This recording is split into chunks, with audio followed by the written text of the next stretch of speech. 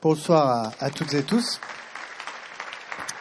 Je salue Monsieur le député cher Paul, le président du mouvement Impact France cher Jean, les participants qui vont me succéder sur l'estrade, si je puis dire.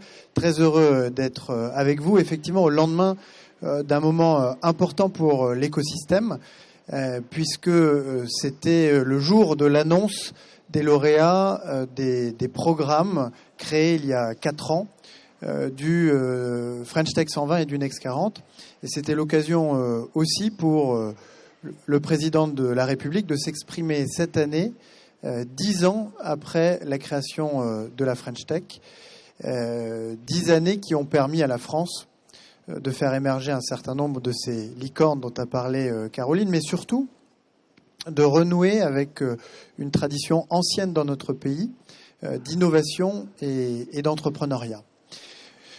Cette année, quand on préparait cette journée d'annonce du French Tech 120 et du Next 40, on s'est justement intéressé, peut-être un peu plus que lors des précédentes éditions, à l'impact très concret de ces entreprises, des entreprises lauréates, sur l'économie et sur la société française. Et ce dont on s'aperçoit, c'est que cet élan d'innovation, de création d'entreprises qui s'est accéléré depuis 5 ans, c'est un succès, non seulement un succès français, mais c'est un succès pour tous les Français, pour la société française dans son ensemble. D'abord parce que ces entreprises ont créé des dizaines, des centaines de milliers d'emplois dans tous les territoires de France, de l'Hexagone, des Outre-mer, y compris dans des territoires qui ont été très sinistrés par la désindustrialisation. Et ce faisant, ces entreprises de la tech contribuent à réparer des fractures territoriales qui se sont creusées pendant les décennies qui viennent de s'écouler. On a fait l'exercice de manière assez rigoureuse. Bon, il y a un chiffre que peut-être vous connaissez déjà, mais qui est celui de 500 000. 500 000, c'est le nombre d'emplois aujourd'hui dans les startups dans notre pays. Enfin, le French Tech 120, ce n'est pas l'ensemble des startups. Et donc cette année, on a regardé très précisément les créations d'emplois dans les entreprises du French Tech 120. On est passé de 28 à 50 000 emplois dans les entreprises du French Tech 120 entre la première promotion et la 4e promotion, celle de cette année. Et pour ce qui concerne l'emploi en France, on est passé de 18 000 à 30 000 emplois, en croissance en 2022 par rapport à l'année précédente. C'est très significatif et c'est très important, et je le redis, je l'ai vu moi-même lorsque, il y a quelques années, j'étais en mission pour le gouvernement sur le rebond économique territorial. Beaucoup de ces villes moyennes qui étaient des petites capitales régionales industrielles qui ont été sinistrées par des fermetures d'entreprises provoquées par la mondialisation, sont en train de trouver un nouvel oxygène et un nouveau départ, si l'on peut dire, grâce à l'installation et au développement de ces entreprises de la tech. Et puis par ailleurs, ces entreprises du French Tech 120, elles développent des produits, des services qui sont désormais utilisés très largement par nos concitoyens. On estime que 3 Français sur 5 utilisent des solutions développées par la French Tech. Mais des solutions aussi pour relever les grands défis qui sont devant nous. On n'aurait pas pu relever le défi de la vaccination sans l'apport décisif de Doctolib, par exemple. Et on ne pourra pas relever le défi climatique sans les solutions qui sont aujourd'hui développées par ces entreprises. Je pense à la mobilité décarbonée, par exemple. Blablacar est une licorne qui est désormais une licorne ancienne. Mais cette année, dans le classement, on a vu arriver des entreprises comme Electra, Zplug, qui font des bornes de recharge électrique. Et on a vu arriver dans le classement Verkor. Verkor qui industrialise la conception, la fabrication de batteries électriques, qui va d'ailleurs aller installer cette année une très grande usine à Dunkerque, là aussi dans un territoire qui est pas franchement en très très grande forme. Et ce sont ces solutions dont nous avons besoin pour la mobilité décarbonée. Hier à l'Élysée, je citais également l'agriculture bas carbone, l'agritech en bon français, avec Innovafeed, avec Insect, avec d'autres encore, qui sont en train de révolutionner la manière dont s'organise cette chaîne de valeur-là pour en réduire considérablement l'impact sur nos émissions carbone. On pourrait parler aussi de la transition écologique de toutes les entreprises, quel que soit leur secteur, quel que soit leur âge. Et là, c'est EcoVadis qui a atteint le statut de licorne l'année dernière, qui est un acteur très important, actif désormais dans 170 pays au travers du monde, et qui accompagne une centaine de milliers d'entreprises dans cette transition écologique, mais plus généralement dans leur politique RSE. Donc, la première des réponses à ces critiques que semblait évoquer Caroline, c'est tout simplement de dire qu'on voit émerger et apparaître de plus en plus d'entreprises dans le French Tech 120 qui apportent des solutions très concrètes aux grands défis, en particulier aux défis climatiques. Ensuite, et le président de la République l'a dit, ce que nous voulons, c'est que ces entreprises s'engagent. Nous les accompagnons, nous sommes fiers d'elles. La mission French Tech, qui, comme vous le savez, est une exception française qui est logée ici à Station F, les accompagne avec un programme sur mesure qui dure 1 an, et un peu plus pour celles qui y restent, et qui leur permet de surmonter un certain nombre de difficultés, notamment de difficultés administratives. Au passage, la mission French Tech a lancé des nouveaux programmes l'année dernière qui visent plus spécifiquement les défis que j'évoquais, avec le Green 20 qui accompagne 21 entreprises de la Green Tech, avec l'Agri 20 qui accompagne 21 entreprises de l'Agritech, avec le Deep Num 20 qui accompagne 21 entreprises des infrastructures numériques, et puis avec bientôt le Health 20 qui sera annoncé, ou dont les lauréats seront annoncés dans quelques semaines, qui accompagne les entreprises de la santé. Nous les accompagnons, nous leur donnons des moyens, mais en contrepartie, nous attendons d'elles qu'elles se montrent exemplaires. Et c'est la raison pour laquelle cette année, si nous n'avons pas modifié les critères, et j'évoquerai les critères dans un instant, nous avons exigé que les entreprises lauréates s'engagent, et en particulier qu'elles présentent un bilan carbone sur les 3 scopes cette année, le scope 1, le scope 2 et le scope 3, qu'elles publient leur indice ou leur index pour l'égalité professionnelle. Certaines d'entre elles y sont assujetties, d'autres ne le sont pas encore. Elles le publieront malgré tout cette année, puisque c'est un engagement que nous leur avons demandé de prendre. Et troisièmement, nous leur avons demandé de remplir un certain nombre de formulaires et de questionnaires sur leurs pratiques en matière de diversité dans leur entreprise. Ces données, nous allons pouvoir les utiliser pour faire un diagnostic de la diversité dans les entreprises et la prise en compte de la diversité dans les entreprises du French Tech 120.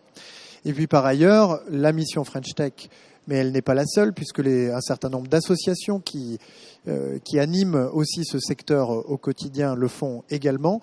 La mission French Tech a établi un certain nombre d'objectifs, et l'année dernière a encouragé très vivement, sans les y contraindre, mais en les incitant très activement, les entreprises de la French Tech, accompagnées par la French Tech, à signer un pacte parité dans lequel elles s'engagent à faire croître la proportion de femmes dans leurs instances dirigeantes notamment, mais pas seulement.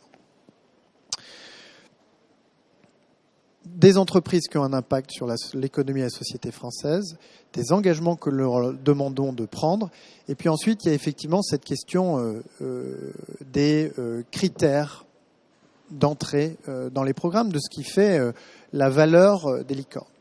Alors, de ce point de vue-là, ce que je crois qu'il faut que nous ayons à l'esprit, c'est que l'Europe est en marche, puisque nous avons pris au niveau européen une directive qui s'appelle la directive CSRD, et qui va progressivement faire rentrer dans nos habitudes et dans notre comptabilité les critères RSE. Tout cela se fait dans l'indifférence générale, parce que dès qu'on parle de comptabilité, et c'est un ancien professeur en école de commerce, en tout cas qui a passé par les écoles de commerce qui le dit, dès qu'on parle de comptabilité, tout le monde s'endort. Mais en réalité, la comptabilité, c'est absolument clé, puisque c'est sur le fondement des grilles d'analyse comptable que se prennent les décisions d'entreprise. Et donc, avec l'arrivée de ces critères extra-financiers, ce ne sont pas seulement les entreprises du French Tech 120, du Next 40 ou du CAC 40, mais toutes les entreprises de France qui vont progressivement être amenées à faire une comptabilité beaucoup plus approfondie de l'impact qu'elles ont sur leur environnement, de leur impact environnemental, de leur impact social également. Cette directive, nous sommes en train de la transposer et de faire en sorte que certaines obligations que nous avons déjà imposées aux entreprises au niveau français puissent s'articuler correctement avec les nouvelles obligations qui émanent de cette directive européenne.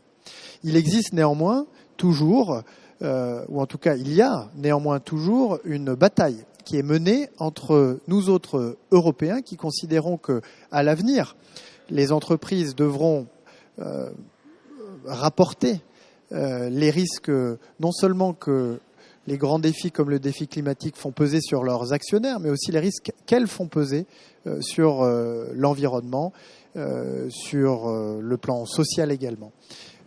Et cela, c'est important parce que les Américains n'ont pas la même perspective. Les Américains, eux, considèrent que les entreprises devraient rapporter les risques que le climat, que le climat social des pays dans lesquels elles investissent fait peser sur leur valorisation en bourse.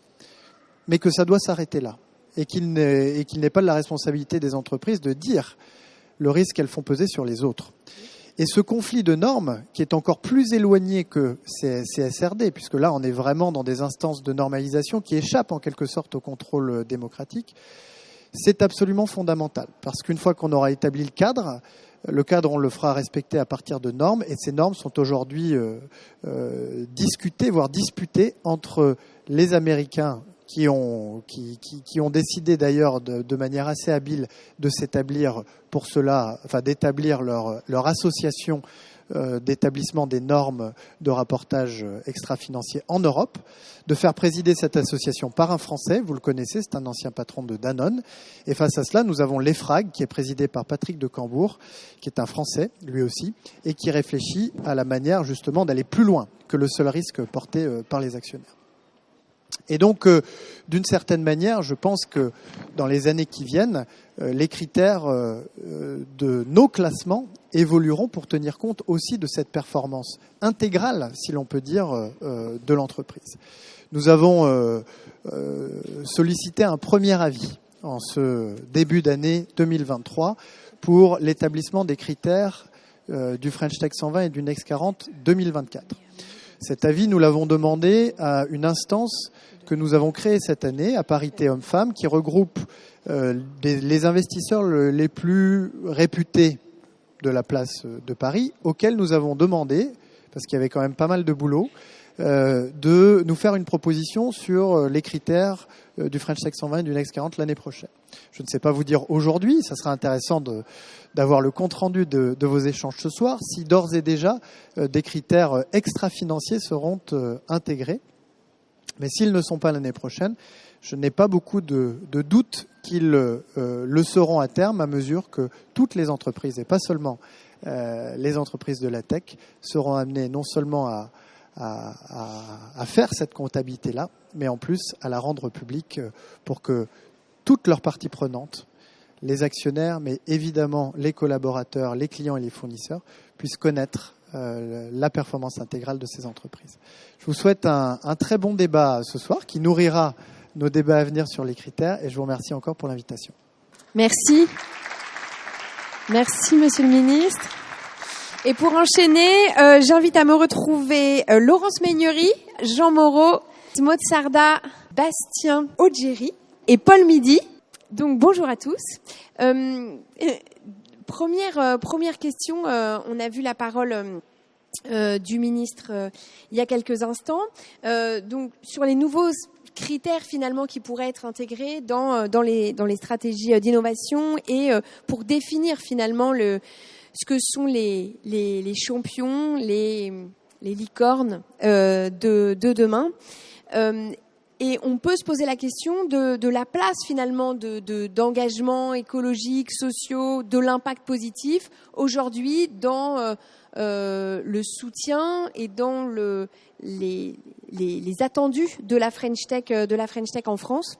Alors, pour commencer un peu à en discuter, je voulais poser la question à Jean, qui a été un des premiers entrepreneurs à impact à être membre du French Tech 120. Est-ce que toi, tu as senti dans l'écosystème finalement French Tech que tu as pu côtoyer une attention, une envie de pouvoir participer et suivre ces engagements d'intérêt général au-delà des enjeux du soutien à la croissance rapide? Bonsoir à tous. Merci, Monsieur le Ministre, pour votre présence. Merci à Monsieur le député aussi. La réponse est oui, donc ça c'est une bonne nouvelle. La moins bonne nouvelle, c'est que la première tribune qu'on a faite pour secouer un peu le cocotier et soulever ce sujet, elle date de 2019. Donc ça fait 4 ans qu'on a spoté cette incohérence et qu'on martèle le message. Donc j'ai l'impression que ça fait plusieurs fois qu'on fait cette table ronde, mais c'est pas grave. Ça fait partie du job de répéter, d'évangéliser, donc aucun problème. Après, sur la prise de conscience, je constate qu'elle évolue effectivement. Moi, ça fait maintenant presque 9 ans qu'on a lancé Phoenix, qui est une boîte qui est à la fois un pied dans le monde de la tech traditionnelle, dans des univers comme le Galion ou la French Tech, qui sont des pure players de la Startup Nation. Et puis on vient de l'autre côté avec un impact social, environnemental, la réduction du gaspillage. Et donc on a aussi un pied dans un monde qui est plus engagé, plus militant. Et donc je vois que ça converge. Ça c'est une bonne nouvelle. Ça a mis du temps. C'est deux mondes qui partaient de très loin, mais qui commencent à converger. Ce qui me fait dire ça, c'est qu'il y a beaucoup de fondateurs ou de fondatrices qui, notamment sur un deuxième projet, parfois après avoir été successful, avoir gagné de l'argent, se disent en fait maintenant mon prochain projet sera un projet à impact. Donc on sent que ça monte chez les talents, il y a de la pression politique, on le voit, il y a de la pression sociétale de la part des consommateurs, il y a de la pression réglementaire et il y a de la pression des talents. Les développeurs, les talents veulent bosser dans des boîtes à impact ou à minima ne veulent plus aller dans des boîtes qui n'ont pas d'impact. Après sur les critères, qu'est-ce qu'on peut dire ? Il y a deux choses, pour moi il y a deux choses. C'est le how, c'est-à-dire comment on le fait.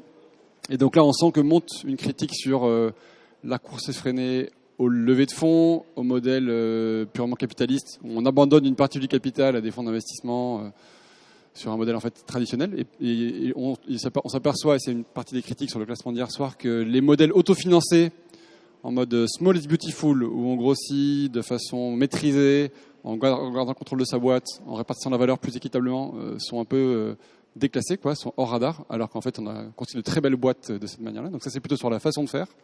On est encore très très focalisé sur aller vite, hyper-croissance financée par des fonds extérieurs. Et deuxième chose, sur le why, c'est-à-dire quel est le but de mon entreprise, à quoi sert mon énergie, à quoi est dédié mon projet, ma techno, mon outil. Et il y a des questions qui émergent aussi sur l'impact social, l'impact environnemental.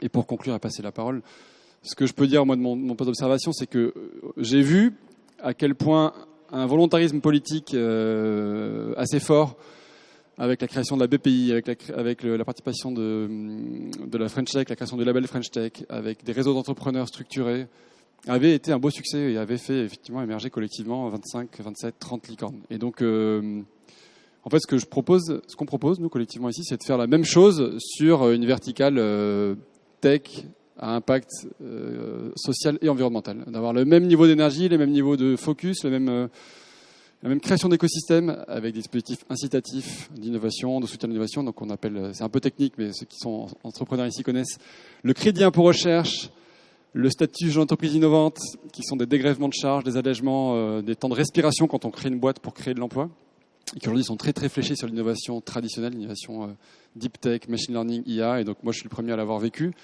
Et qu'est-ce que ça veut dire quand on veut créer un dossier pour être certifié GI ou CIR? On passe par un cabinet extérieur qui prend 10% du montant et qui va en faire des tartines, mettre partout des mots-clés qui vont résonner dans la tête des instructeurs qui sont souvent formatés à l'innovation traditionnelle. Et donc on aimerait que ces dispositifs-là soient ouverts à l'innovation d'usage, l'innovation sociale, environnementale, l'innovation simple, et qu'on n'ait plus à se travestir, qu'on n'ait plus à faire rentrer un carré dans un rond pour aller chercher des montants et des aides qui aujourd'hui sont fléchés vers des gens qui font purement du métaverse, de la deep tech, du machine learning. Voilà. Il faut qu'on arrive à sortir de ces mots-clés et à ouvrir un nouveau champ d'innovation douce. Et donc c'est ce qu'on va faire. Et si on arrive à faire tout ça, si on arrive à avoir des dispositifs incitatifs, si on arrive à avoir une filière structurée si on arrive à continuer à gagner la bataille des talents, je pense qu'il n'y a aucune raison pour qu'on ne crée pas, nous aussi, des champions à impact. Donc on va y arriver, je suis très, très optimiste. C'est le début d'une vague, elle met du temps à partir, mais elle prend de l'élan et après elle sera inarrêtable.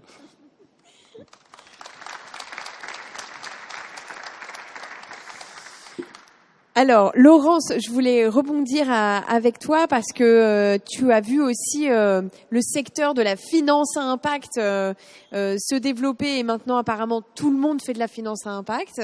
Et donc, est-ce que tu aurais cette vision que ça se diffuse largement et que maintenant de nouvelles manières de voir les entreprises, de nouveaux engagements leur sont demandés par tout le monde, tout le temps? Ou peut-être que ça reste réservé à une poche spécifique, celle de l'impact. Caroline, bonjour à tous, vous m'entendez?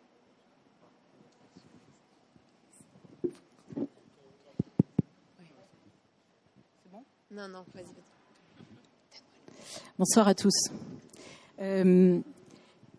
Oui, en fait, je trouve que la discussion, c'est intéressant comment Jean-Noël Barrot l'a lancé au départ. En fait, c'est vrai que clairement, la France a fait de gros efforts pour soutenir un écosystème tech et faire émerger une économie de la tech, je dirais, ces 10 dernières années.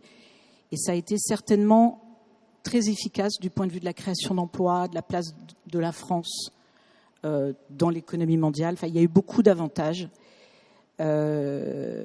Maintenant, en fait, on voit que ces indices, enfin la French Tech, l'indice Next 40, etc., sont totalement agnostiques à la contribution de l'entreprise aux enjeux sociaux et environnementaux. Et les exemples qui ont été cités étaient intéressants et bons.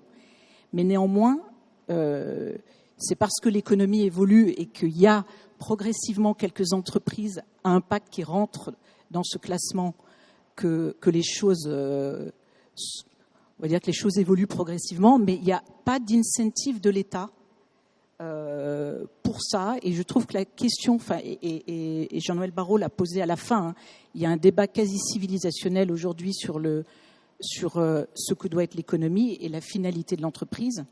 Et est-ce que l'entreprise est là pour maximiser sa valeur financière et se développer le plus rapidement possible, ou est-ce que elle a une finalité, c'est-à-dire qu'elle est là aussi pour contribuer aux enjeux, à résoudre des besoins.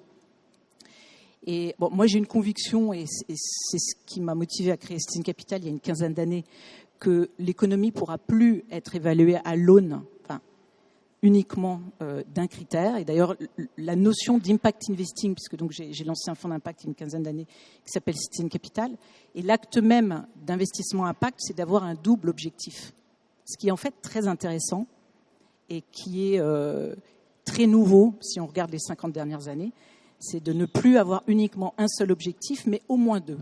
Et il peut y en avoir plusieurs. Et donc, tout investisseur qui investit aujourd'hui dans un fonds à impact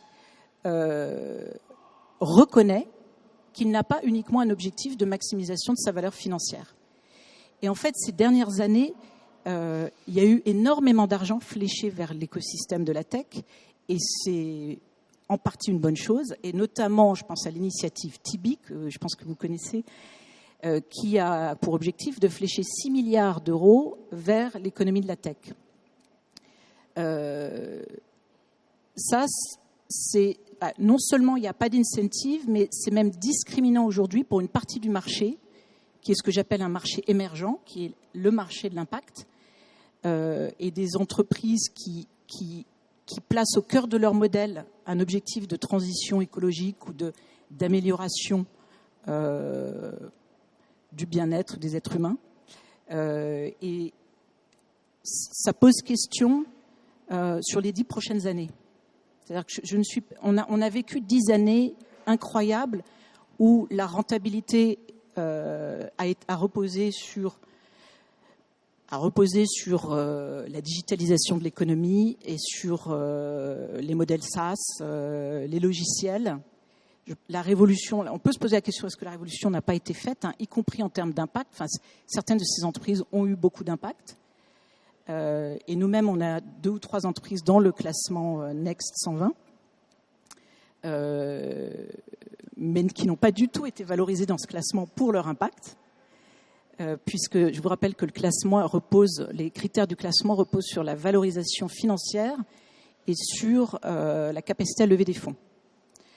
Dans les 10 prochaines années, de quoi on va avoir besoin ? Est-ce que c'est la transition digitale qui va être le gros de l'innovation demain, dans les prochaines années ? Je pense que demain, on va avoir besoin de solutions techniques. Bon, je propose qu'on y revienne, mais je serais intéressée de parler des prochaines années.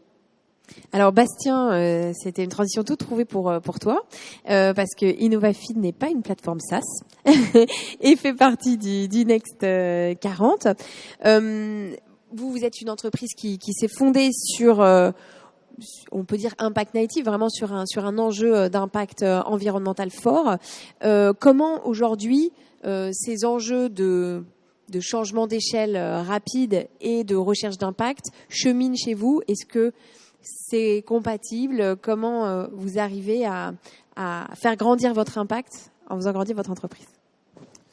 Bonsoir à tous et je remercie de l'invitation pour pouvoir témoigner ce soir. Donc nous, Innovafeed, effectivement, on est une boîte un peu particulière, parce qu'on fait de l'impact et ça a été le fondamental fort de la création d'Innovafeed. Mais on est aussi deep tech et on est aussi une boîte industrielle. Donc on est sur un chemin de crête qui est pas évident, qui a beaucoup évolué. Il y a 7 ans quand on s'est lancé, les boîtes à impact, les boîtes industrielles n'existaient quasiment pas. Maintenant, on voit que ça existe dans le Next 40 et dans le FT 120. Il y a X boîtes qui font de l'indus et qui font de l'impact. Donc c'est pas quelque chose qui est marginal. Et à l'origine d'Innovafeed, nous, on a un background, on est tous ingénieurs de formation, mais on a un background très business, je dirais, avant de lancer Innovafeed. Et on a voulu pas opposer la performance environnementale et la performance économique, mais au contraire, faire jouer l'un avec l'autre. Voire même, pour nous, la performance économique, c'est la condition sine qua non de notre performance environnementale. L'impact, tel qu'on le définit, c'est 2 choses. C'est dans quelle direction est-ce qu'on va. Alors nous, on fait des insectes pour l'alimentation qui permettent de réduire l'impact carbone, l'impact sur la biodiversité et créer des emplois dans les territoires.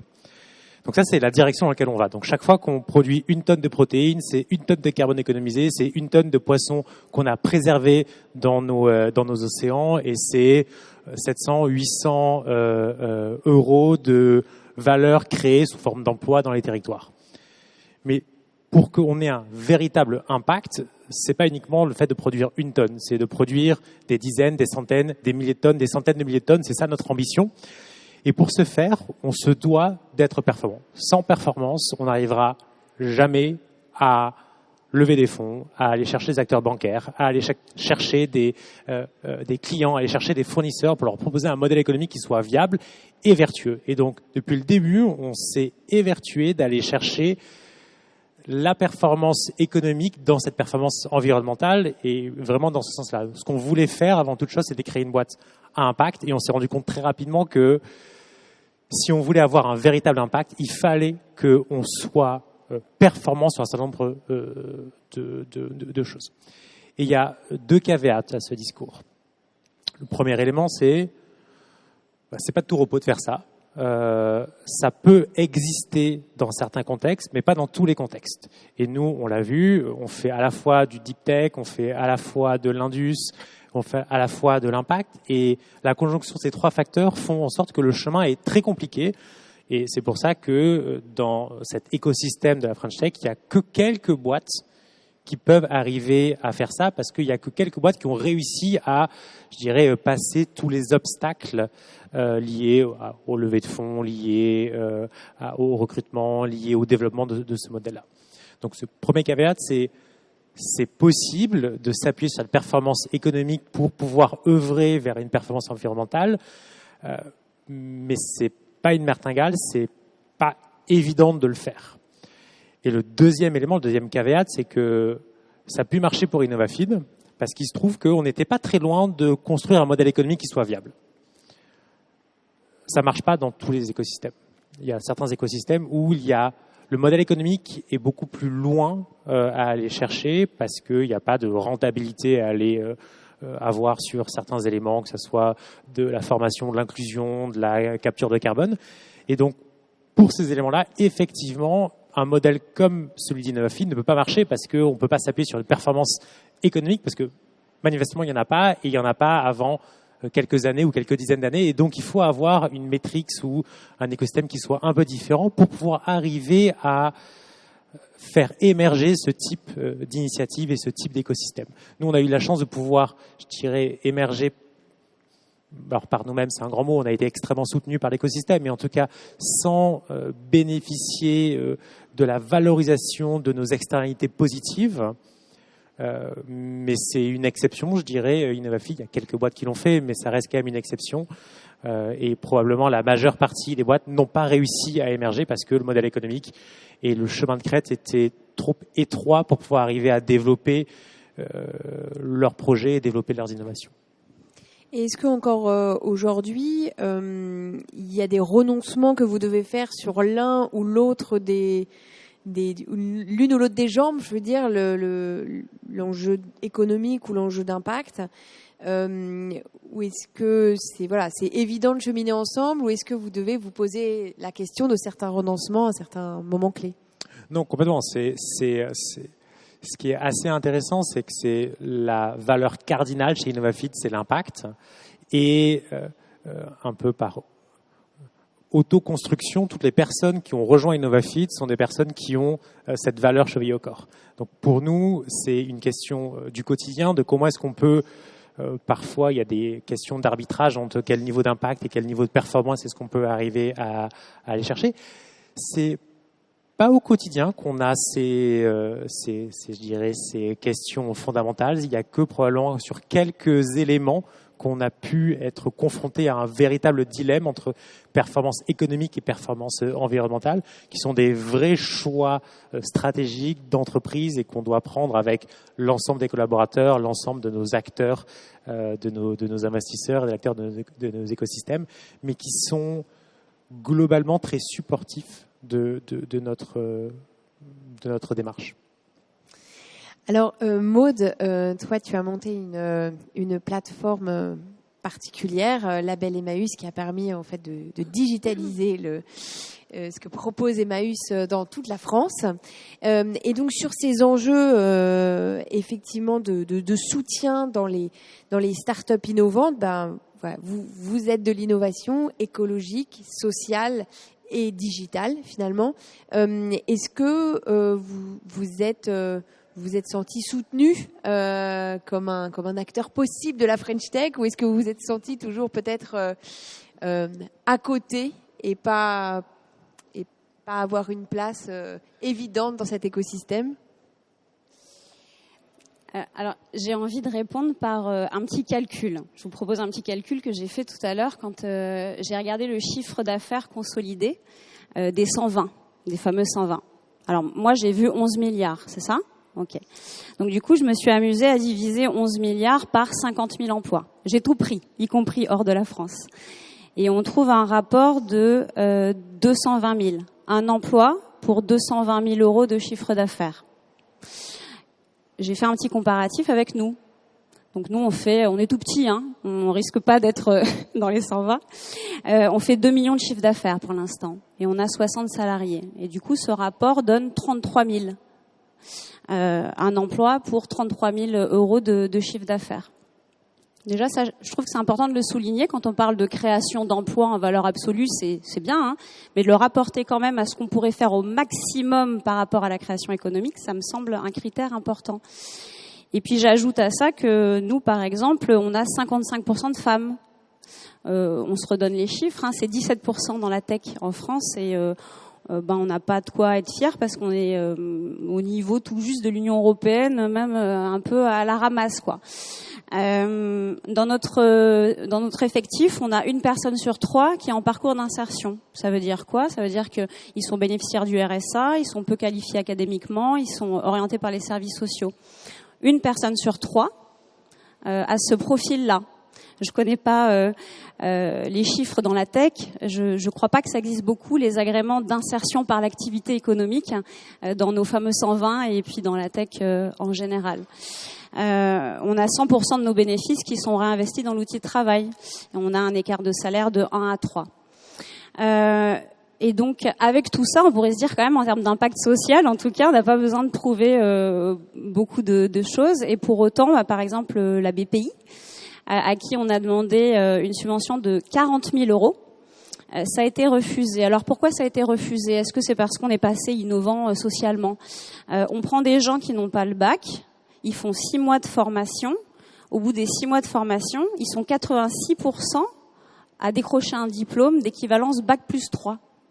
Un diplôme du numérique, hein. Voilà. Donc je pense que quand même, c'est assez innovant quand même socialement. Les personnes qui sont en insertion chez nous, ils sont 85% à trouver un emploi à la sortie. 85%, hein, l'État demande 60% aux entreprises d'insertion.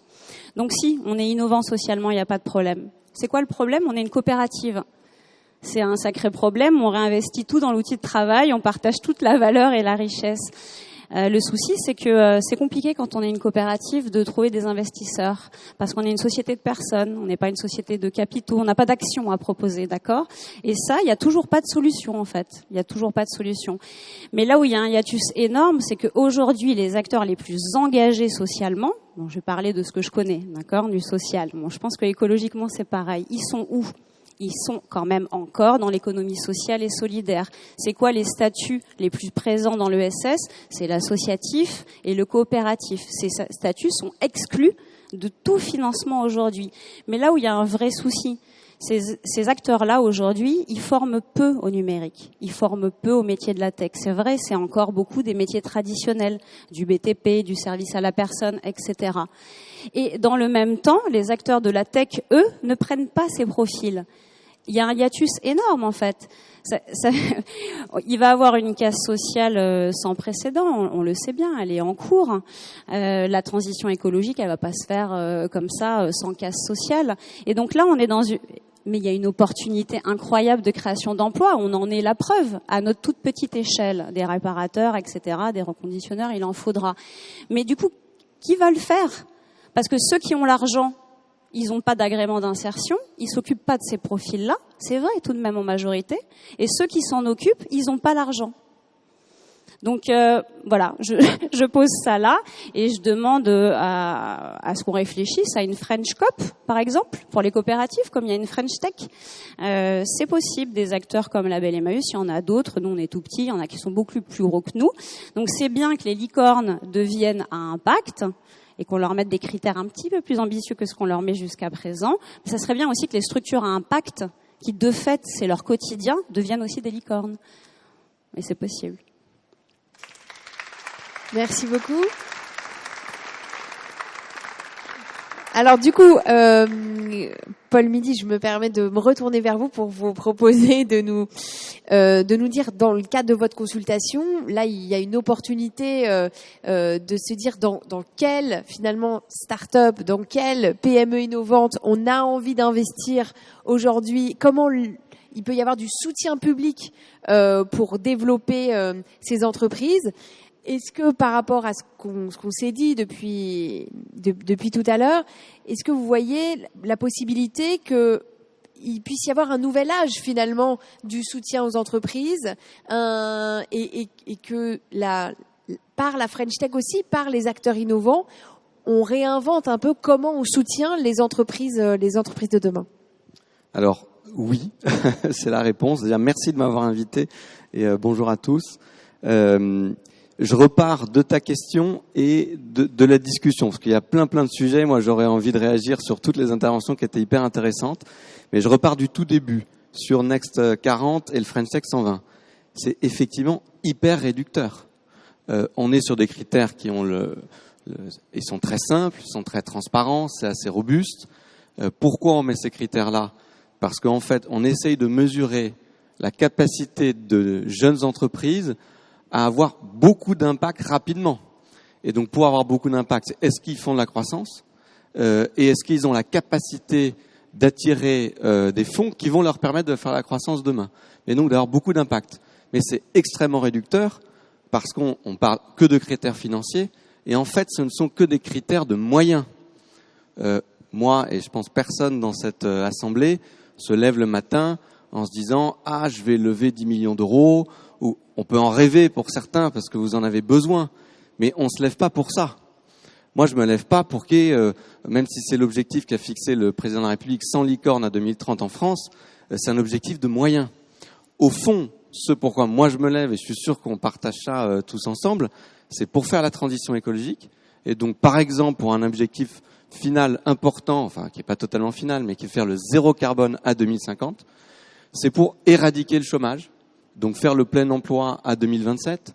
C'est pour faire en sorte que les Françaises et Français puissent choisir leur vie et s'émanciper. Et donc ça passe notamment par éradiquer le chômage, mais ça passe par l'égalité des droits, la lutte contre les discriminations, etc., etc. Donc c'est ça qu'on cherche à faire au final. Donc évidemment, c'est très réducteur, les critères du Next 40 et French Tech 120. Ils ont l'intérêt d'être simples, robustes, partageables, et en fait, ils conviennent à tous les secteurs. Donc on peut, c'est une forme de mesure, mais il ne faut pas se tromper de ce sur quoi, qu'est-ce qu'on mesure. C'est la capacité, c'est le mot start-up, à très vite faire de la croissance et aller chercher l'impact. Mais l'impact, pourquoi ? Et donc évidemment, nous, ce qu'on veut, c'est la transition écologique, c'est le plein emploi, c'est la lutte contre les discriminations. Et là, on peut pas le faire sans la French Tech. Mais une French Tech qui est pas la French Tech qu'on connaît uniquement de ces 10 dernières années, très digitale, très B2C, c'est super, il faut que ça continue, mais on va la réorienter.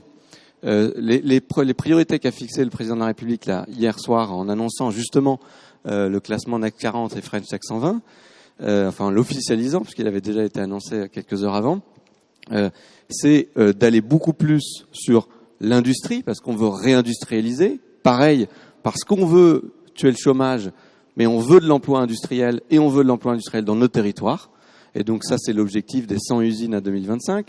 On veut faire la transition écologique, et donc il faut pousser les acteurs de la green tech, et on ne fera pas la transition écologique sans nos entreprises innovantes en termes de transition éco. C'est le GIEC qui le dit, il nous manque 50% des technos pour faire le zéro carbone à 2050. Il y en a 50% de ces technos qui ne sont pas encore inventés ou développés. Donc on ne fera pas sans les acteurs qui innovent. Et puis on veut développer, donc j'ai dit, deep tech, la transition éco, la réindustrialisation, et d'une façon générale, on veut aller au plein emploi. Et je vous le donne en mille, la meilleure façon, et c'était très intéressant là, les calculs que vous avez faits, la meilleure façon, je complète ça, parce que la meilleure façon de créer de l'emploi, c'est d'investir des moyens humains, financiers, dans les jeunes entreprises innovantes. Pourquoi ? Il faut avoir deux faits en tête, parce qu'on ne le fait pas pour le plaisir de vous faire plaisir ou de se faire des start-up qui fait... Ici, c'est très bien, moi j'adore, mais c'est pas pour ça qu'on met des milliards et des milliards et des milliards d'euros. On le fait parce que c'est la meilleure façon de créer de l'emploi. Je vous donne deux éléments. En France, quasiment 100% de la création nette d'emplois se fait dans les jeunes entreprises. Alors pas que les start-up. Ça peut être des jeunes entreprises de moins de 2-3 ans. Toutes les autres entreprises, en moyenne, elles maintiennent ou elles détruisent de l'emploi. Ça ne veut pas dire qu'il ne faut pas les aider à pas en détruire trop, mais il faut aider les jeunes entreprises. Ça, c'est pour l'emploi direct. Et pour ce qui est de l'emploi indirect, les secteurs des nouvelles technologies génèrent 2 à 3 fois plus d'emplois indirects que tous les autres secteurs. Pourquoi ? Parce qu'il y a généralement un effet de plateforme. Vous prenez Facebook, Amazon, mais vous prenez Miracle, Conto.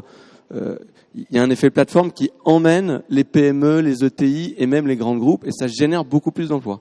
Donc la façon d'aller au plein emploi, c'est de mettre des moyens dans les jeunes entreprises innovantes qui sont capables de faire de l'hypercroissance, parce que ça crée beaucoup d'emplois très vite. Mais comme effectivement, pour reboucler un peu aussi à ce que vous disiez, c'est très réducteur le Next 40 et le French Tech 120, moi je trouve que ça serait bien de faire des classements par la liste de ceux qui ont créé le plus d'emplois, la liste de ceux qui ont évité la génération de carbone le plus importante, la liste de ceux qui ont sorti le plus de personnes du chômage vers l'emploi, parce qu'on peut créer de l'emploi, mais on peut aussi faire la transition de personnes qui étaient éloignées de l'emploi et les rapprocher de l'emploi. Et donc on fasse ces classements pour mettre beaucoup plus en lumière. Mais ce qui est sûr, c'est que la façon dont on pousse l'argent avec tous les programmes, c'est vers ces objectifs-là. Et du coup, le soutien public aux entreprises, est-ce qu'il pourrait intégrer ces objectifs-là plus directement pour pouvoir être Oui. des Tu fais bien de me critères. reposer ta question parce que j'y ai pas répondu. Mais j'y viens parce qu'effectivement, tu as mentionné que la Première ministre m'a confié une mission que je fais auprès du gouvernement sur le soutien à l'investissement dans les startups, les PME innovantes et les PME en croissance. Parce qu'il y a aussi des PME qui sont pas en croissance ou en hypercroissance aujourd'hui qu'on peut embarquer dans l'hypercroissance. Bon, mais dans cette mission, on doit trouver des moyens pour aller trouver 1 milliard d'euros supplémentaires par an pour l'investissement, ce qui fait sur 4-5 ans 100 000 emplois supplémentaires. C'est quasiment 10% de notre objectif de plein emploi. Et pour ça, on va regarder des dispositifs fiscaux. Pour certains d'entre vous, vous connaissez peut-être en Angleterre le SEIS-EIS, qui est un dispositif, quand vous investissez de l'argent dans les startups, vous avez de la défiscalisation sur votre impôt sur le revenu. Donc c'est pour orienter les flux d'épargne des Français qui sont tous sur le livret A, l'assurance vie, que des trucs qui sont pas risqués et qui génèrent pas beaucoup d'emplois, vers comment on les oriente vers les secteurs qui créent le plus d'emplois. Et notamment, par exemple, ce dispositif qu'on essaie de reproduire du dispositif anglais qui a bien marché, SEIS, comment on peut le focaliser sur nos jeunes entreprises innovantes, de la deep tech et de la green tech, ou des boîtes à impact en général. Donc ça, c'est ce qu'on est en train de réfléchir. Et donc, si vous participez à la consultation, merci d'en avoir parlé. Voilà, participez et dites vers où il faudrait orienter, d'après vous, le plus les flux. Parce qu'on a vu avec l'exemple de Maud sur la BPI, et on en parle régulièrement, la capacité aujourd'hui à investir dans les entreprises start-up, tech for good, parfois même rentables, à impact, elle est pas obligatoirement très importante, et elle suppose de la part des entreprises qui demandent de montrer patte blanche, comme le disait Jean presque plusieurs fois, et par ailleurs que toutes les entreprises dans lesquelles on investit, voilà, les engagements en termes d'impact pour aller au zéro carbone, pour aller au plein emploi de qualité, voilà, sont pas obligatoirement des critères de conditions de base qui sont posées. Donc c'est aussi ça, je crois, que vous réfléchissez pour pouvoir inverser peut-être cette tendance sur l'investissement public. Oui, parce que tu as, quand on investit ou quand on met des moyens publics, qu'est-ce que regarde la BPI ou qu'est-ce qu'on va regarder nous? C'est deux choses. Un, est-ce qu'on a une équipe ou une organisation ou une entreprise, si c'est déjà développé, qui a la capacité d'aller chercher de l'impact? Et donc de l'impact à niveau très élevé, en hypercroissance, d'aller très vite. C'est ça qui est regardé en tout premier lieu. Et deuxième chose qu'il faut beaucoup plus regarder, et je suis d'accord qu'on l'a pas suffisamment fait du tout, mais maintenant que l'écosystème est plus mature, qu'on sait un peu mieux, qu'il y a des montants d'argent plus élevés, c'est le bon moment pour le faire. Ça aurait été mieux de le faire avant, je suis d'accord, mais c'est le bon moment pour le faire. C'est d'orienter cet argent vers nos politiques publiques les plus importantes. Et j'en ai cité quelques-unes, mais c'est faire la transition éco. Bon, il y a quand même une bonne nouvelle, c'est que dans le Next 40, il y en a 10 sur 40 qui font de la green tech et 7 qui sont nouvelles. Donc là-dessus, on n'est pas trop mauvais. Sur la création d'emplois, je suis quand même d'accord qu'on ne regarde pas assez suffisamment. On sait que ça donne des bons résultats, mais on ne regarde pas assez. Et il y a certaines de nos licornes qui sont des très belles licornes, mais qui ne créent pas beaucoup d'emplois. On aimerait bien qu'elles en créent un petit peu plus. On est d'accord, on a tous des exemples en tête. Et sur l'agritech, la deep tech, la réindustrialisation. Il faut qu'on arrive à mettre beaucoup plus sur ces secteurs. On est d'accord. Alors pour aller plus loin, on a parlé de la valorisation financière, et une question qui est posée régulièrement par les acteurs de la Tech for Good, c'est comment on pourrait mieux valoriser la réussite des entreprises aussi qui apportent à l'intérêt général, et donc valoriser l'apport à l'intérêt général au-delà de la valorisation uniquement financière, ce qu'elles apportent à l'intérêt général finalement autant qu'aux intérêts particuliers. Et donc on a travaillé à la possibilité de monétiser les coûts évités que les entreprises qui ont un impact positif ont pour la société. Évidemment, les coûts environnementaux, les coûts sociaux, ça a un coût global pour la société. Et aujourd'hui, on a du mal à les valoriser. Et à minima, c'est pas un ce qu'on demande aux entreprises de pouvoir prouver au quotidien, ni de la part des investisseurs réellement, ni de la part des pouvoirs publics. Et donc la question, c'est comment on pourrait encourager la prise en compte de cette valorisation-là vis-à-vis de toutes les parties prenantes, et puis pour que ça puisse devenir une boussole pour les entreprises à impact, une boussole peut-être aussi pour toutes les entreprises.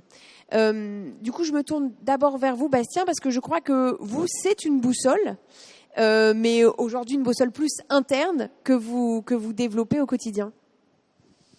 Alors oui, tout à fait. Et c'est vrai que c'est quelque chose il y a dans notre secteur, en tout cas, il n'y a pas de loi, ou en tout cas, il n'y a pas d'élément qui permet de valoriser l'impact positif qu'on peut avoir, que ce soit en termes de carbone, en termes de biodiversité, en termes de création d'emplois.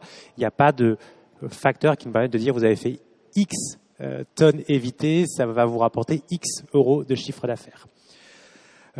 Cependant, on a réussi à valoriser ces différents éléments d'une manière non pas purement financière, mais d'une manière un peu intangible avec les différents acteurs. Et j'ai deux grands exemples. Le premier, c'est notre chaîne de valeur. On a beaucoup travaillé sur faire des analyses de cycle de vie, faire des bilans carbone pour comprendre quel est notre impact, notamment au carbone et sur la biodiversité, pour pouvoir arriver à expliquer l'impact qu'on peut avoir à nos clients, aux clients de nos clients, aux clients des clients de nos clients qui sont les consommateurs finaux, pour arriver à convaincre nos clients de pouvoir arriver à accepter un premium vert, comme on l'appelle généralement, qui nous permet de vendre un tout petit peu plus cher que ce qu'on pourrait arriver à vendre à produit équivalent. Donc on a créé un peu nous-mêmes, avec notre communication, avec la création d'une chaîne de valeur et la mobilisation des différents écosystèmes, à valoriser un peu, d'une manière détournée, cet impact. La deuxième manière de le valoriser, et Jean le mentionnait tout à l'heure, c'était sur les recrutements et sur la capacité à attirer des talents. Aujourd'hui, on a une capacité, et c'est peut-être un peu atypique aussi chez nous, parce que nous, on fait et de l'industrie et de l'impact, et il n'y a pas énormément d'industries qui font de l'impact. Ça nous permet d'attirer d'aller puiser dans un vivier de talent qui est juste exceptionnel, parce que on va chercher tous les acteurs industriels, Veolia, Suez, Total, etc., qui ont parmi eux plein de gens qui, après 2, 3, 5, 10 ans d'expérience, veulent faire des choses un peu différentes, se tourner vers des choses qui ont un peu plus d'impact pour elles et un peu plus en accord avec leurs convictions. Et donc, ça nous permet d'aller recruter ces différentes personnes.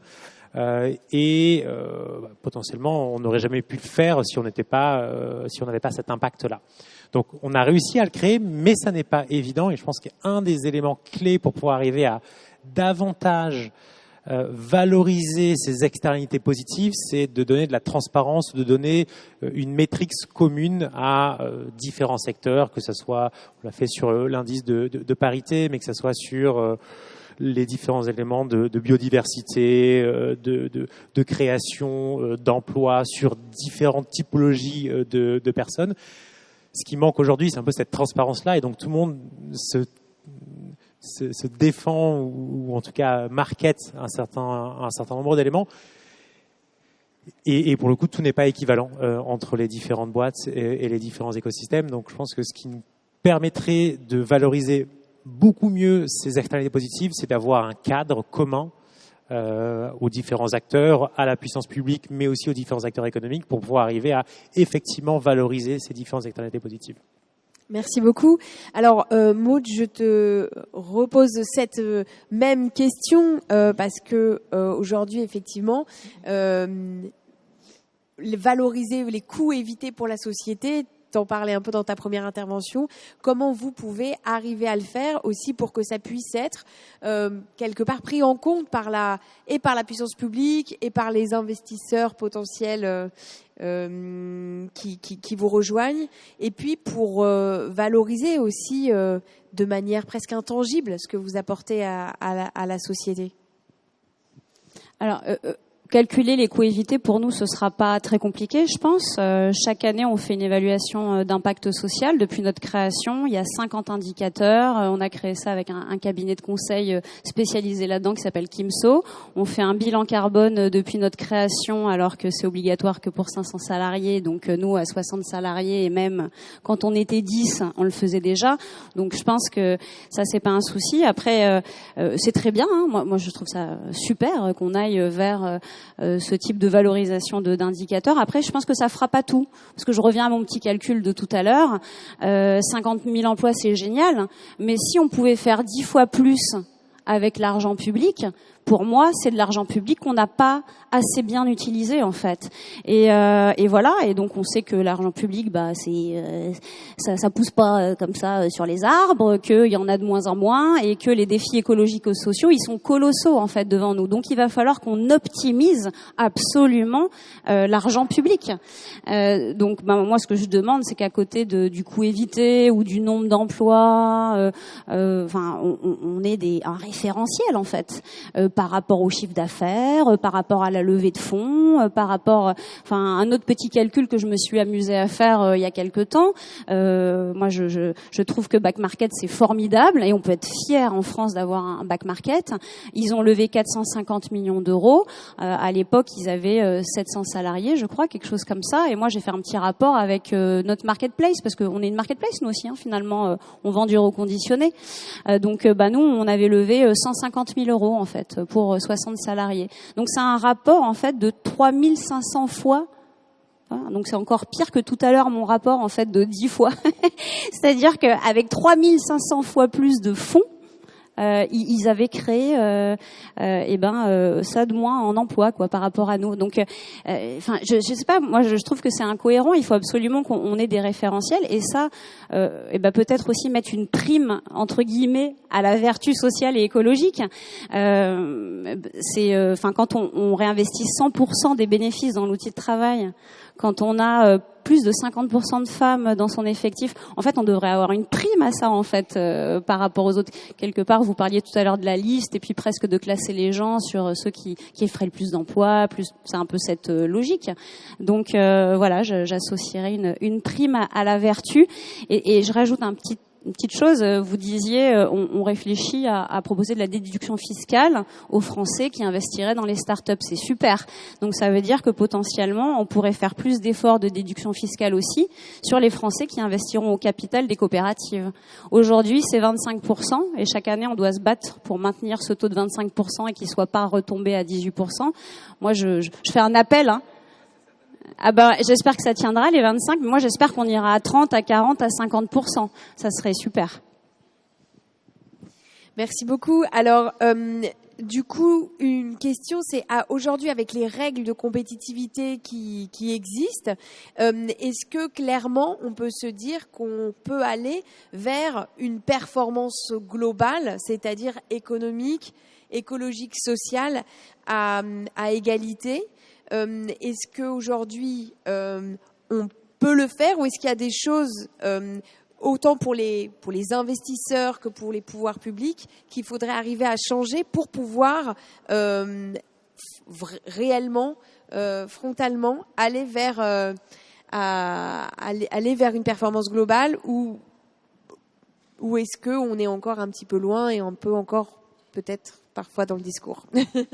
Pour aller dans le sens de ce qu'a dit Maud, moi, un retour d'expérience très clair sur Phoenix, et je pense que c'est assez partagé par l'écosystème, c'est que quand on essaie de faire les choses bien, sans porter de jugement de valeur, même si c'en est un, mais en tout cas, quand on essaie d'être exemplaire, vertueux sur le partage de la valeur, sur l'impact social de la boîte, sur la diversité des profils, l'inclusion, etc., on n'a pas de contrepartie, quoi. On n'a rien à y gagner. Aujourd'hui, on n'a pas de coup de pouce fiscal, on n'a pas de coup de pouce commercial, c'est-à-dire que, voire pire, parfois on est utilisé dans des appels d'offres, le petit logo Phoenix pour faire joli dans la notation RSE, développement durable, qui compte 10% de la pondération de la note finale. Donc parfois, il y a beaucoup de contraintes, on se rajoute des choses, on se traîne des choses que d'autres n'ont pas, et on n'a pas de contrepartie, ni business, ni en revenu, ni en coup de pouce au démarrage. Donc ça, et même sur la levée de fonds, je serais ravi d'avoir le retour de Laurence derrière, mais je trouve que tout le monde nous dit ouais, mais Phoenix, vous devez lever les doigts dans le nez, ça doit être hyper facile, vous êtes au croisement de plein de trucs et tout. En réalité, quand on lève des fonds dans l'impact, j'ai l'impression que c'est presque 2 fois plus dur parce qu'on a la chance d'avoir 2 comités. On a un comité d'impact où il faut prouver qu'on a de l'impact. Et s'il est éliminatoire, si on n'en a pas. Et puis d'ailleurs, on a un comité classique d'investissement où s'il n'y a pas une perspective de retour sur investissement, ce qui est normal, il n'y a pas d'investissement. Donc en fait, c'est presque la double peine, c'est presque 2 fois plus dur de lever dans l'impact, même si on a le sentiment comme ça, quand on lit les échos, qu'il y a un fonds d'impact qui se crée par semaine et qui a qu'à se baisser pour ramasser 20 millions d'euros. Je peux vous dire que pour l'avoir vécu, c'est pas le cas, c'est compliqué. Donc le message, c'est celui-là, on essaie de faire les choses bien, d'être un peu en locomotive d'un écosystème et d'être un peu en pionnier. Et on manque de contrepartie, qu'elle soit de la commande publique responsable, soit des achats responsables dans les entreprises privées, qui sont pas du tout généralisés. Donc soit des coups de pouce par le haut, par le chiffre d'affaires et par les flux de business, soit par le bas sur des allègements de charges ou des coups de pouce pour ceux qui essaient de faire les choses un peu différemment. Et ça manque. Et donc parmi les pistes qu'on a soufflées, il y a celle que j'ai décrite tout à l'heure sur la duplication de systèmes qui ont fait leurs preuves, le statut JEI, le crédit impôt recherche et ce genre de dispositifs qui pourraient être ouverts à l'innovation douce, l'innovation non technologique, parce qu'aujourd'hui on est un peu entre 2 chaises, à savoir qu'on n'est parfois pas assez techno, on est trop low-tech pour être éligible aux dispositifs classiques du ministère de l'Enseignement et de la Recherche. Et parfois, on n'est pas tous sous statut coopératif, et donc on n'a pas non plus droit à la finance solidaire, et donc on est dans une sorte de ventre mou, de zone grise, où finalement, de façon contre-intuitive, c'est compliqué d'être à la fois digital et à impact, parce qu'on n'est ni pleinement digital, ni pleinement impact, et du coup, on est dans le désert de Gobi du financement. Donc voilà, ça bouge. Et merci à Laurence d'exister depuis 15 ans, à INCO qui nous finance, à la BPI aussi qui a des fonds impact. Mais c'est le début, quoi. C'est le début. Il ne faut pas croire que c'est facile. Et même pour les pionniers, c'est compliqué. Donc c'est un message aussi d'espoir pour ceux qui sont. On galère tous, mais on va y arriver. Et voilà, il faut qu'il y ait quelques belles success stories, quelques belles histoires. Et d'ailleurs, ça va entraîner un cercle vertueux. On s'y évertue en tout cas. Merci beaucoup.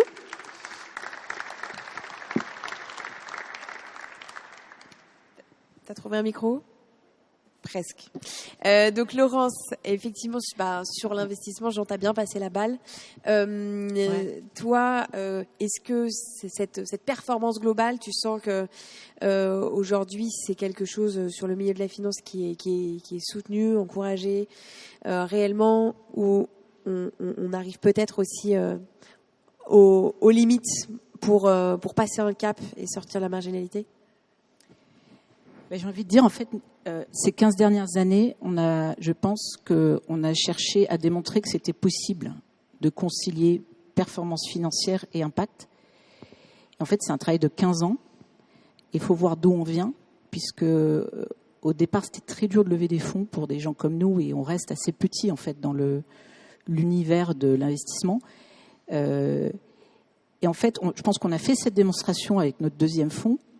On est rentré dans des entreprises comme Open Classrooms qui étaient 30 et qui étaient 500, je crois, mes dernières nouvelles à moi. On a investi dans des sociétés comme DeepKey qui a été valorisée très rapidement, je crois, 8 fois. Et en fait, c'est très bien, on a fait cette preuve, mais j'ai 2 commentaires à faire là-dessus. Et je rebondis sur ce que tu dis. Je pense que d'une part, on a été au croisement de la tech et l'impact, et on a délibérément développé des modèles économiques qui nous permettaient de faire la preuve à des investisseurs que c'était possible. Et je pense que c'était très important de montrer que c'était possible. Ensuite, on s'est dit, en fait, qu'est-ce qu'on a envie de faire Citizen Capital dans les 10 ans à venir ? Est-ce qu'on a envie de lever des fonds impact de plus en plus gros et d'être le Tikeo de l'impact et en fait, on est devenu société à mission, on s'est re-questionné sur notre mission et on a collectivement affirmé qu'on souhaitait continuer à innover et continuer à identifier des nouvelles voies de financement pour répondre à des besoins mal couverts. Donc c'est comme ça qu'on vient de lancer un fonds dans les contrats d'impact social qui finance des associations. Donc on s'intéresse beaucoup aux coûts évités en ce moment, enfin à la méthode des coûts évités. Et en fait, ça pose aussi la question des 10 ans à venir, c'est-à-dire que on a un peu, en fait, nous-mêmes surfé sur cette vague qui est celle de l'hypercroissance.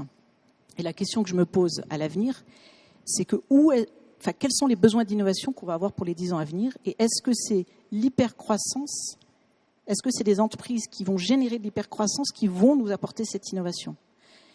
Et nous, l'analyse qu'on a, c'est qu'on va vers un cycle où on va avoir besoin effectivement d'industrie, de solutions techniques, avec un retour peut-être des ingénieurs, vraiment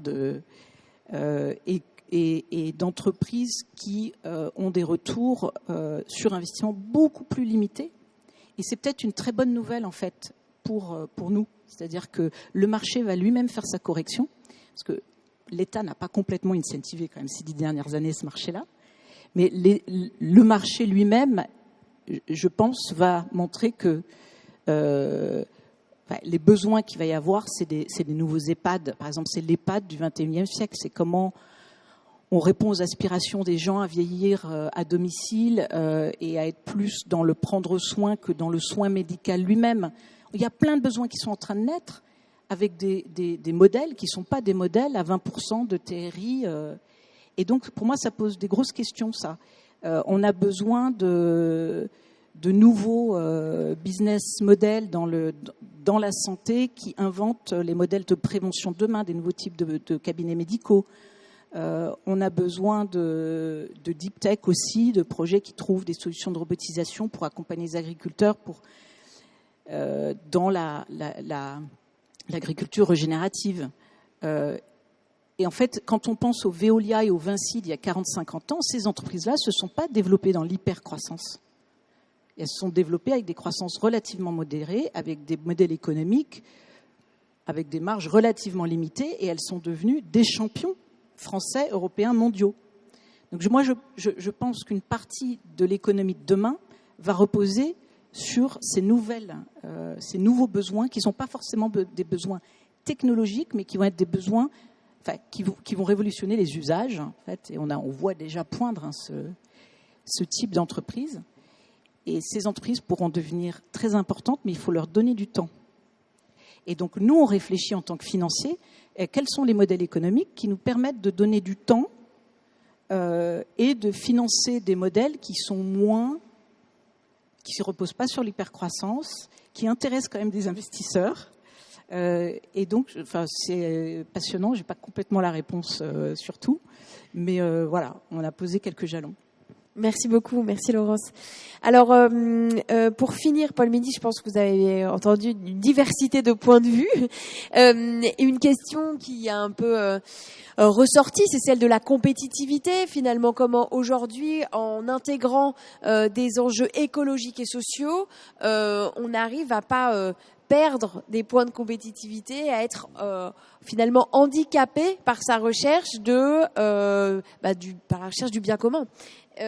Et cette prime à la vertu, est-ce qu'elle pourra peut-être passer par ce soutien demain aux PME innovantes, aux PME en croissance, aux start-up? Est-ce que ça peut être une priorité des pouvoirs publics?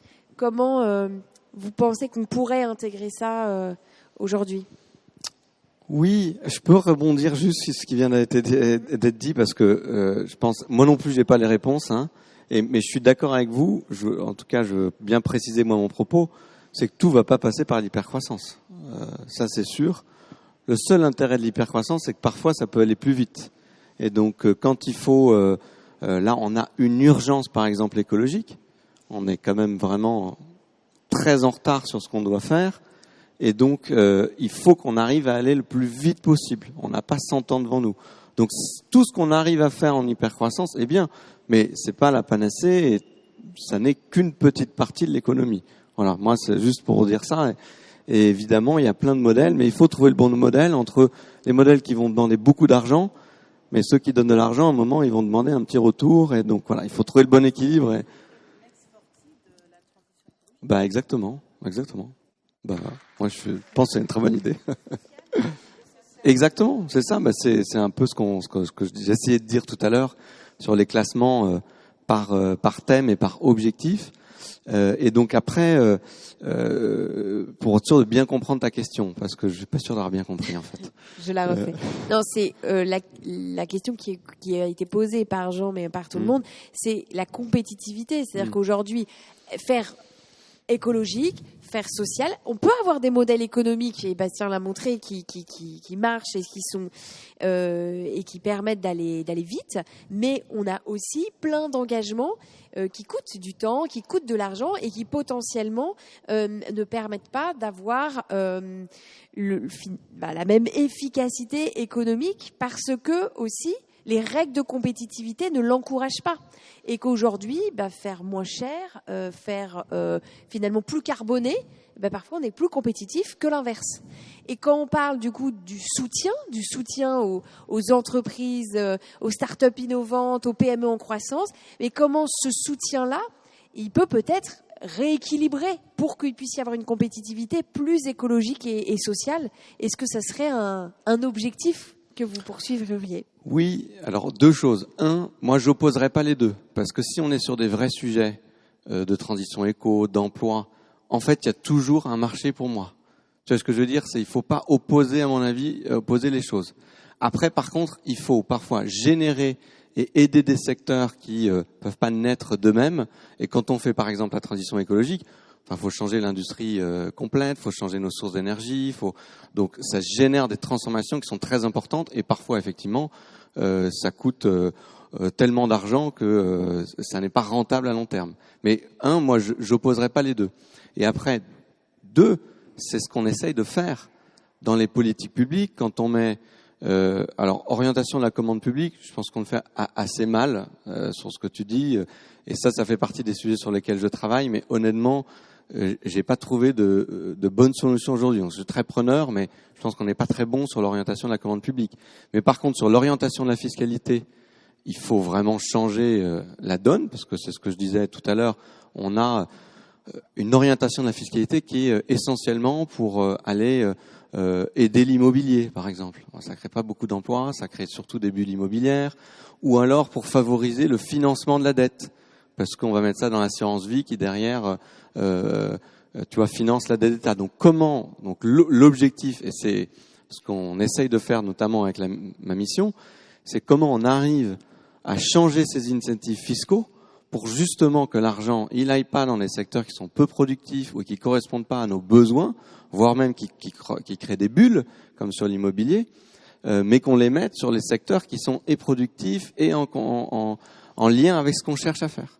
Donc oui, il faut le faire beaucoup plus. Moi, je vais faire pas mal de propositions. J'ai vu vos propositions qui sont, je pense, très utiles et je vais m'en inspirer, notamment le sujet, la JEI, Jeune Entreprise à Impact. Je pense que ça, c'est un sujet autour duquel moi, je travaille. Donc, il faut le faire plus, mais on part de, malheureusement, très loin. Donc, il faut, à la fois des incentives fiscaux, à la fois les programmes. Quand vous parlez des programmes de la BPI France, le programme, les 500 millions d'euros qui viennent d'être mis sur la Deep Tech, il y a différents programmes comme ça. On essaye d'orienter le plus possible. Et quand on fait France 2030, par exemple, France 2030, c'est 10 objectifs qui sont au cœur de ce qu'on se dit. C'est l'agriculture de demain, c'est l'avion bas carbone, c'est alors parfois ça va un peu loin parce que c'est l'ordinateur quantique, mais on définit les priorités et on met 54 milliards d'euros dessus. Et là, pour des projets dont on attend d'ailleurs au départ aucune rentabilité, puisque c'est vraiment de la subvention. Donc on essaye par des subventions, par de l'incentive fiscal, parce qu'on va y mettre plus de visibilité, on va mettre les choses en lumière, on essaye d'orienter ça. Mais il faut être humble sur le fait qu'on part d'une situation, je pense, qui est un peu à côté de la plaque, si je peux me permettre, mais qui est la situation de beaucoup de nos politiques publiques dans les 50 dernières années, et comment on arrive à réorienter ça. Mais à chaque fois qu'on fait un changement, ça génère aussi beaucoup de problèmes à tous ceux qui s'étaient mis dans ce secteur-là. Quand tu enlèves un incentive fiscal sur l'immobilier pour le mettre sur la transition écologique, forcément, ça change la vie de beaucoup d'acteurs. Alors, il faut le faire, mais tu peux pas le faire du jour au lendemain. Voilà. Donc. Non, mais par exemple, pour finir aussi, France 2030, nous on y travaille et avec beaucoup d'intérêt, mais c'est vrai qu'on voit finalement les deux écueils un peu du soutien public traditionnel. Il n'y a aucune conditionnalité écologique ou sociale globale sur tous les secteurs. Et c'est quand même beaucoup des objectifs de France 2030 visent à faire la transition écologique quand même. Oui, mais par exemple, sur les entreprises qui sont soutenues, il n'y a pas d'enjeu d'avoir une transparence sur leurs objectifs écologiques, sociaux, la manière dont elles fonctionnent. Et donc, certains des objectifs sont à visée écologique. Oui, on finance des projets qui sont à cette visée, mais finalement, parfois, qui sont réalisés par des entreprises dont on pourrait attendre un petit peu plus. On est d'accord. Alors, leur demander... au cas où, comment elles fonctionnent. Et par ailleurs, il n'y a pas de fléchage. C'est-à-dire qu'on ne se dit pas, tiens, les entreprises à impact, celles qui vont être les plus engagées sur les enjeux écologiques et sociaux, bon, voilà, il pourrait y avoir un pourcentage qui leur soit dédié aujourd'hui. Voilà, c'est ce type, je pense. Non, mais exactement. Voilà. Comme donc vous mentionnez là l'avantage fiscal dans le cadre de l'IR-PME qui a été monté à 25%, notamment pour votre type d'entreprise. Et pour d'autres types de catégories, c'est vrai que dans le droit français, tu n'as pas, mais je crois que ça fait partie de vos propositions, une catégorie spécifique. Tu as l'ESS, tu as les coopératives, mais tu n'as pas les entreprises à impact. Et donc, c'est une bonne proposition que vous faites de mettre ça en place. Bon, merci beaucoup vraiment à tous. C'était hyper intéressant, très riche, avec des points de vue très complémentaires. Pour finir, j'appelle pour une petite déclusion Eva Sadoun, la voilà, coprésidente d'Impact France.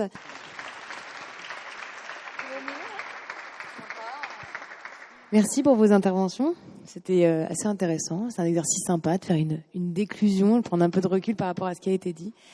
Je trouve que c'est assez intéressant et si je puis me permettre, en tant que personne sage et assise dans la salle, je me permettrais juste de noter quelque chose que j'ai remarqué et je pense que c'est une appréciation culturelle parfois de la mission de l'entreprise et de sa manière de faire. Parce que ce qu'on constate en fait finalement et pourquoi il y a cette frustration permanente des entrepreneurs à impact, même quand on parle de licorne verte, etc.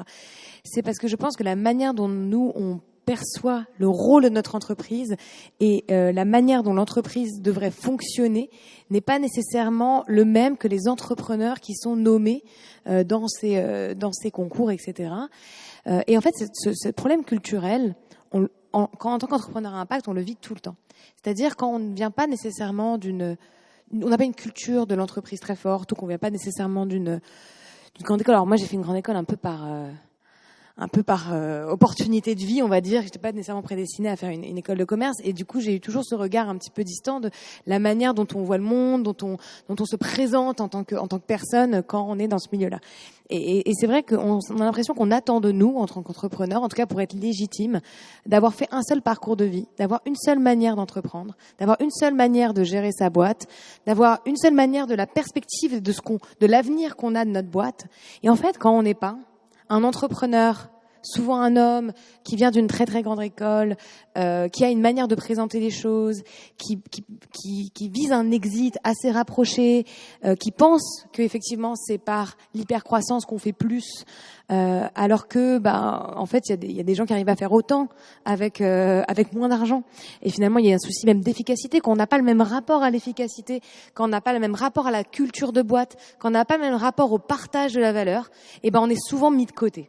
Et ça, c'est quelque chose que je constate et que je vois auprès de beaucoup d'entrepreneurs qu'on accompagne. Parce que nous, on accompagne avec ma boîte depuis 8 ans des entrepreneurs de la tech qui viennent des milieux grandes écoles traditionnelles, donc qui ont une vision de l'hypercroissance, etc. Et aussi des entrepreneurs qui font les choses différemment. Et on en a beaucoup qui sont là aussi ce soir, comme des entrepreneurs comme Maud ou des entrepreneurs comme dans l'industrie, mais dans l'industrie un peu plus traditionnelle, on va dire, et qui n'ont pas nécessairement cette vision de l'hypercroissance et qui ont l'impression qu'en fait, en reprenant simplement un site industriel qui est laissé à l'abandon, qui a vécu des délocalisations, on fait de l'innovation. Qu'on n'a pas besoin de montrer qu'on a un procédé particulier qui va transformer machin, qu'on fait de l'innovation. En fait, parfois, avec des choses simples, on fait énormément d'innovation aussi. Et donc, je pense qu'il y a vraiment cette nouvelle appréciation de ce que doit être l'innovation, cette nouvelle appréciation de ce que doit être un entrepreneur à succès, cette nouvelle appréciation qui doit pénétrer les esprits de chacun, les esprits des régulateurs, les esprits des fonds. Parce que personnellement, l'expérience que j'ai de ma levée de fonds a été quand même assez difficile. Je suis en train, j'espère, si tout va bien, de faire mon closing en ce moment. Mais je vous avoue que j'ai rencontré des personnes sur mon chemin, des VC, des fonds impact, qui m'ont énormément scandalisée sur la manière dont ça fonctionnait aujourd'hui, dont on perçoit des entreprises qui ont une croissance organique et donc qui ont une forme, qui ont recherché la rentabilité pour être capable de montrer que oui, quand on demande de l'oseille à des gens, on espère pouvoir leur rendre en fait. Et pour nous, c'était essentiel avec mon associé que on soit capable de lever 10, 15 millions le jour où on sait qu'on sera capable de rendre l'argent qu'on va faire investir. Et ça, c'est encore une question de culture. Et je pense qu'il y a effectivement ce milieu, en tout cas, si je peux ouvrir un petit peu, ce milieu nécessite une vision culturelle un peu plus éloignée. Et peut-être qu'à ce moment-là, quand on aura ouvert nos chakras sur la culture d'une entreprise, sur la manière de faire, et peut-être que naturellement, on se rendra compte qu'on aura dans nos Next 120 plus de femmes, qu'on aura plus de personnes issues des quartiers, qu'on aura plus de personnes qui ont des parcours sociaux différents, qu'on aura plus d'entrepreneurs un peu traditionnels, qu'on aura des profils d'entreprises, de manières de faire et différentes. Et je pense qu'il y a cette question du changement culturel où en fait je n'étais pas partie pour dire ça, j'étais partie pour vous vendre un peu mes dispositifs.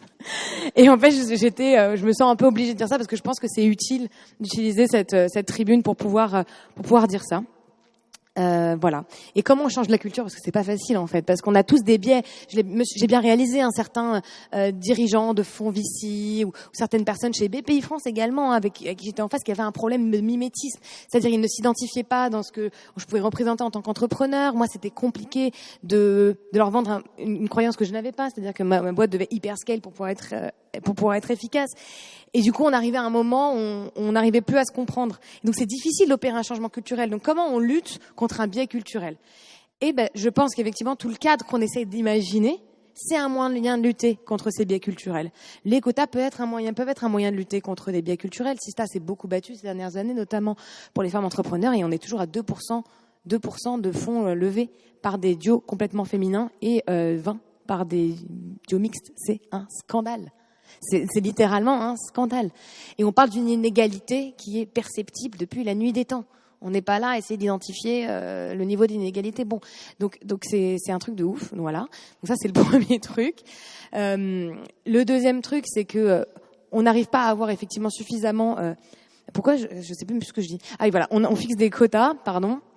On fixe des mécanismes incitatifs, parce que là, j'ai réalisé, par exemple, typiquement pendant la levée de fonds, que les mécanismes incitatifs, ça fonctionnait. Que jamais des fonds traditionnels, des grandes banques, etc., n'auraient accepté de partager la valeur s'ils n'avaient pas eu la loi Pacte qui leur disait, si vous partagez 10% de votre plus-value avec les salariés, et là, derrière, vous pouvez effectivement défiscaliser cette partie de la plus-value que vous avez partagée.